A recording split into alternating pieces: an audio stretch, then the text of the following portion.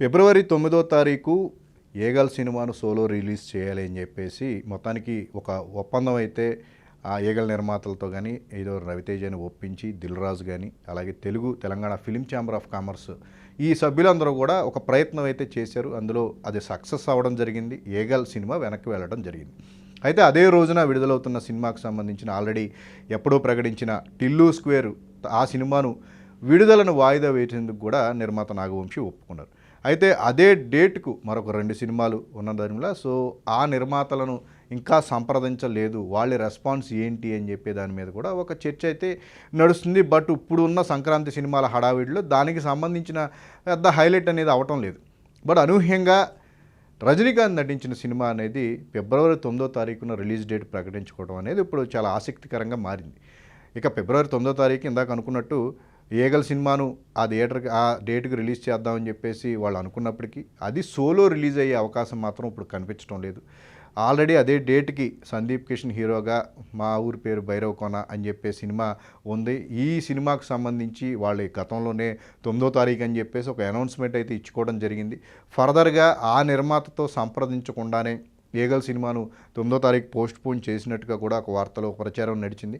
But last మినిట్లో అనిల్ సుంకర సపోర్ట్ను తీసుకునే maximum 'ఏగల్'కు ముందు నుంచి మాట ఇచ్చినట్టుగానే ఒక సోలో రిలీజ్ ఉండేలాగా కూడా ఒక ప్లానింగ్ అనేది 'దిల్ రాజు' తర్వాత సంక్రాంతి సినిమాల విడుదల తర్వాత దానికి సంబంధించిన అదంతా కూడా మళ్ళీ ఒక సమావేశం ఏర్పాటు చేసుకుని మళ్ళీ ఒప్పించే కార్యక్రమం అయితే చేసుకోబోతున్నారు అని చెప్పేసి తెలిసింది.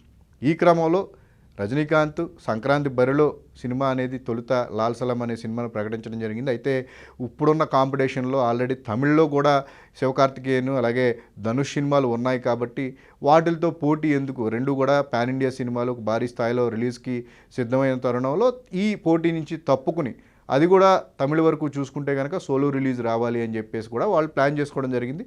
అయితే జనవరి 26 తొలుత ఈ డేట్ను కన్సిడర్ చేసుకుని రజనీకాంత్ సినిమాను ఆ సినిమా వచ్చే అవకాశం ఉంది, లైకా సంస్థ ఆ సినిమాను విడుదల చేసే అవకాశం ఉందని చెప్పి ప్రచారం జరిగింది. అయితే అధికారికంగా ఈ సినిమాను ఫిబ్రవరి 9న విడుదల చేస్తున్నామని చెప్పేసి లైకా వారు ప్రకటించడం. అయితే ఇప్పుడు తెలుగు వరకు వచ్చేసరికి ఇప్పుడు 'ఏగల్' సోలో రిలీజ్ కాకుండా దాన్ని కొన్ని థియేటర్ల వరకు కూడా చూసుకుంటే 'లాల్ సలాం'తో పంచుకోవాల్సి ఉంటుంది కదా, అప్పుడు దీన్ని ఎలా డీల్ చేస్తారని చెప్పి ఒక టాపిక్ అనేది వచ్చింది. నిజానికి లైకా సంస్థ కూడా ఒక భారీ సంస్థ. గతంలో ఆ బ్యానర్ నుంచి వచ్చిన 2.0 కానీ అలాగే పొన్నియిన్ సెల్వన్ ఈ సినిమాలకు సంబంధించి తెలుగులో కూడా అద్భుతమైన డిస్ట్రిబ్యూషన్ నెట్వర్క్ను వాళ్ళు సెట్ చేసుకోవడం జరిగింది. ఇక్కడ ఆ సినిమాలకు పాన్ ఇండియా లెవెల్లో విడుదలైన ఆ సినిమాలకు కూడా ఒక భారీ రిలీజ్ను వాళ్ళు ప్లాన్ చేసుకున్నారు. వాళ్ళకి ఒక మంచి నెట్వర్క్ అనేది తెలుగు వరకు కూడా ఉంది. దీనికి తోడు 'జైలర్' లాంటి బ్లాక్ బస్టర్ తర్వాత అనూహ్యమైన విజయం, ఇక్కడ ఊహించిన దానికంటే కూడా ఎక్కువ వసూళ్ళు అనేవి మంచి గ్రాస్ను వసూలు చేయడం, మంచి లాభాలను ఇక్కడ డిస్ట్రిబ్యూటర్కు 'జైలర్' సినిమా తీసుకువచ్చింది. అలాంటి ఒక సక్సెస్ఫుల్ బ్లాక్ బస్టర్ సినిమా తర్వాత వస్తున్న సినిమా కాబట్టి స్వతహాగానే రజనీకాంత్ సినిమా కాబట్టి దీని మీద కూడా మంచి అంచనాలు ఉంటాయి.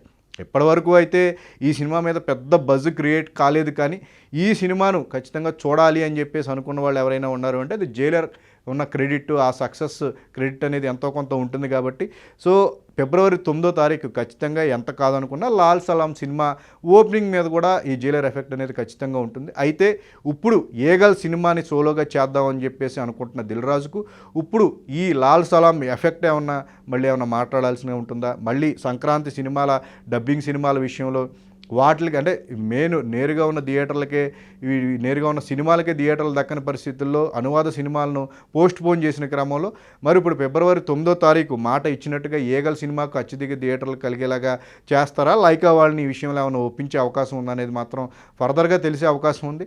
బట్ ఒక ప్రయత్నం అయితే చేశారు, జెన్యూన్ ప్రయత్నం అయితే సంక్రాంతి సినిమాలకు సంబంధించి థియేటర్ల ఇష్యూలో చాలా వరకు కూడా చివరి వరకు కూడా నిర్మాతలను ఎవరికి వాళ్ళని సోలోగా మాట్లాడి ఒప్పించే ప్రయత్నం అయితే జెన్యూన్గా జరిగింది. ఇదే క్రమంలో 'ఏగల్' సినిమా అనేది వెనక్కి వెళ్ళడం జరిగింది. అయితే ఫర్దర్గా ఇప్పుడు ఫిబ్రవరి 9వ తారీఖు వస్తున్న సినిమాల విషయంలో 'ఊరు పేరు భైరవ్ కోన' అనేది ఒరిజినల్గా వస్తున్న సినిమా కాబట్టి తెలుగు సినిమా కాబట్టి దాన్ని తెలుగు నిర్మాతతో మాట్లాడి మేబీ ఒక డేట్ అటు ఇటుగా మార్చే అవకాశం ఉన్నప్పటికీ కూడా రజనీకాంత్ సినిమా విషయంలో ఇప్పుడు 'దిల్ రాజు' ఏం చేయబోతున్నారు, Telangana film chambers of commerce సభ్యులు ఏదైనా నిర్ణయం తీసుకుంటారు. అయితే ప్రతిసారి కూడా ఒక తెలుగు సినిమా వచ్చినప్పుడు, భారీ సినిమా వచ్చినప్పుడు ఏదో ఒక అనువాద సినిమా అనేది, ఎందుకంటే ఇప్పుడు పాన్ ఇండియా లెవెల్లో విడుదలవుతున్నాయి కాబట్టి ఎంతో కొంత ఎఫెక్ట్ అనేది ఉంటుంది. ఆ ప్రభావం అనేది తెలుగు సినిమాల ఓపెనింగ్స్ మీద కూడా గట్టిగా పడతాయి కాబట్టి అంటే ఫిక్స్డ్గా ఏదన్నా మన సినిమాలకే మనం ఎక్కువ ప్రియారిటీ ఇవ్వాలి అనే బేసిస్ మీద ఏమన్నా ఒక నిర్ణయం తీసుకునే అవకాశం ఉంటుందా అనే ధోరణిలో కూడా ఒక చర్చ అయితే నడుస్తుంది.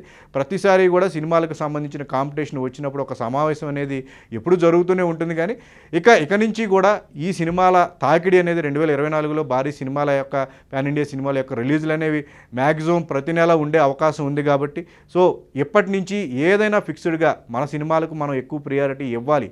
ఇంతకే పక్క మా స్టేట్లు చూసుకుంటే కనుక కన్నడలో ఇదే తరహా పద్ధతి అవలంబవుతుంది. డబ్బింగ్ సినిమాల కంటే కూడా మన సినిమాలకు ఎక్కువ థియేటర్స్ కేటాయించాలి అని చెప్పి ఒక పర్సంటేజ్ విధానాన్ని వాళ్ళందరూ అవలంబిస్తున్న క్రమంలో ఇప్పుడు తెలుగు వరకు కూడా ఇదే ఏదన్నా చర్యలు తీసుకుని ఆ నిర్ణయాలను తీసుకుని ఇక ముందు నుంచి కూడా సినిమాల నిర్మాణం కానీ ఆ రిలీజులకు సంబంధించి కానీ ఏమన్నా ఒక డెసిషన్ మేకింగ్ అనేది ఉంటుందా లేదా అనేది మాత్రం మనం చూడాలి.